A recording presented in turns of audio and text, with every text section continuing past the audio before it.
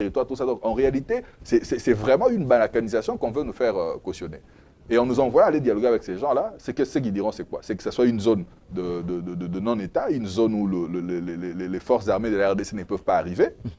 Parce que ces forces armées-là, non seulement les ont combattues, mais aussi ils disent déjà qu'il y a des FDLR au sein de nos forces de l'ordre. Et donc, c'est comme s'il y avait une idéologie génocidaire déjà au sein de nos forces de l'ordre. Et donc, même si on arrivait à une paix, et cette paix-là sera au prix de quoi? Au prix de laisser toute cette partie-là qui a été conquise telle qu'elle est et que nos militaires ne puissent pas arriver là-bas, entre guillemets, pour que les Tutsis puissent se sentir en sécurité. Très bien. Mais si les Tutsis sont minoritaires là-bas au Rwanda, et vous pensez que c'est ici chez nous qui seront majoritaires? Vous pensez que c'est au Kivu, dans ces régions-là qui sont occupées, qui seront majoritaires? Ce n'est pas ça la question. Et les véritables Tutsis sont où? Les véritables Tutsis congolais ne sont pas restés dans ces zones-là.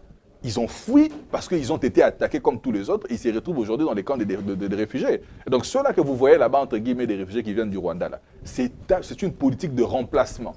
On amène des gens qui ont vécu au Rwanda, des gens qui sont de Rwandais de pure souche, mais qui se disent congolais, occuper nos sols, occuper notre terre, tout ça. Au début, au nom de la paix, on vous dit que vos militaires ne venaient pas là-bas.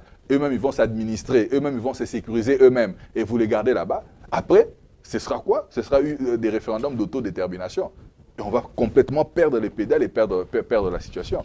Alors, Président Christian, c'est trop de manipulation autour de cette question-là, parce que le Rwanda, le régime du FPR, c'est un régime qui excelle dans la manipulation.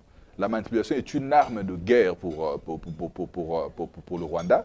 Et ils étaient en train de raconter n'importe quoi sur les réseaux sociaux, sur les médias, parfois en décourageant nos forces de l'ordre, parfois en minimisant le travail que font nos héros là-bas à l'est du pays. Et nous nous sommes dit que ce n'est pas parce qu'il n'y avait rien qui a été fait pour contrer cela que nous devrions croiser le bras. Et c'est pourquoi nous avons mis le moyen qu'il fallait, que ce soit les moyens humains, que ce soit le moyen matériel, pour que nous puissions nous déployer à l'est du pays. Moi-même, j'ai été jusqu'à Kichanga avec les Wazalendo, tout ça. La nuit où on quittait, quelques heures plus tard, on a attaqué Kichanga par les Rwandais.